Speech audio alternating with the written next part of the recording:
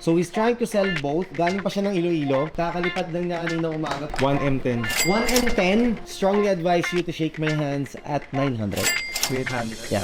What's up guys? Another watch, another day with brother Honda Beast Gaming, of course. Alam niyo naman, mga pro ML dyan, yung mga nag-ML dyan. Naipundar mo to through ML ba? Oo, ganun. Saya pa. He has his collection. He's trying to sell us dalawang Submariner. One is the Submariner 16610. This is the pre-ceramic siya na date. Comes with yung paper niya. It has lug hose pa. So this is the year 2000. This one is the 2013 na Submariner reference 16613. So ito is a two-tone Submariner na black siya. Ang ganda rin guys. So he's trying to sell both. Galing pa siya ng Iloilo. Kakalipad lang niya kanina umaga para dito. Kaya, so anong kukunin mo brother? Bakit mo siya ibibenta? Ay, hindi. Wala pa ako Wala kulang pa. bro. Wala. But you just got yung date just mo. Yeah. Kuha ko lang. Date just 2024. Brand new mo na ko. No? Brand new to, 22. Brand new. 41mm, big diamond, champagne dial, two-tone, yellow gold. Grabe. Yan ang pambigatin. Yan ang mga relo. For those who like the mga date just, na mga gusto nila mas formal, casual, yan. That's the best. Brother, the stock price. How much for the boat? Ako bro, gusto ko sana i-out siya ng 1M10.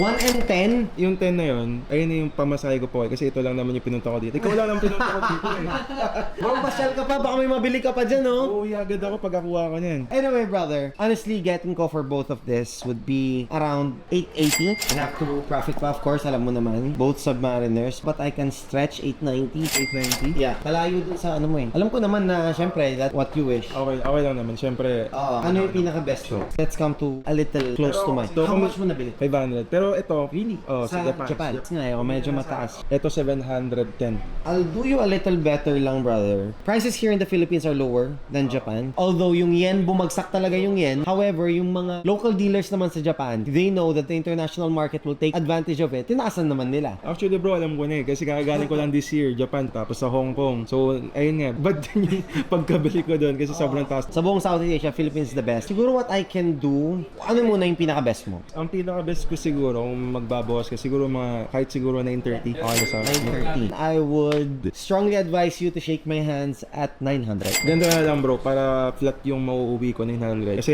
8,000 yung balikan ko. Ganito na lang, 910. Last one, 910. Ito naman, binili ko naman to dahil napanood kita eh. Parang budol nga yung TikTok mo eh.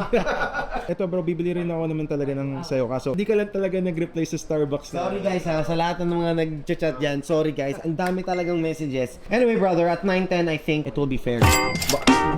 Sinay ko na agad, baka kasi magbago pa eh. Doon mo talaga bro masasabi. Kasi ako first year ko lang sa Rolex bro. So masasabi ko talaga na good as cash din talaga siya. Hindi ko lang isip talaga matatalo ako. Kasi ito, sinuot ko yan bro, kumita na ako niyan eh. Invest mo sa sarili mo bro. Exactly. Kumita ka na kasi when you go to meetings, when you propose businesses, when you meet with other people that can give you opportunity and they see you on your wrist, you have a Rolex, you don't need to introduce yourself na eh. Parang, iba to, kaya na ito. So that palang ROI ka na dun eh. So 1, 2, 3, 4, 5, 6, 7, 8, 9, and then thank you so much. I think that's a good deal. So uwi tayo ng Iloilong by pang scatter tayo. Thank you bro. Thank you brother. Maraming salamat.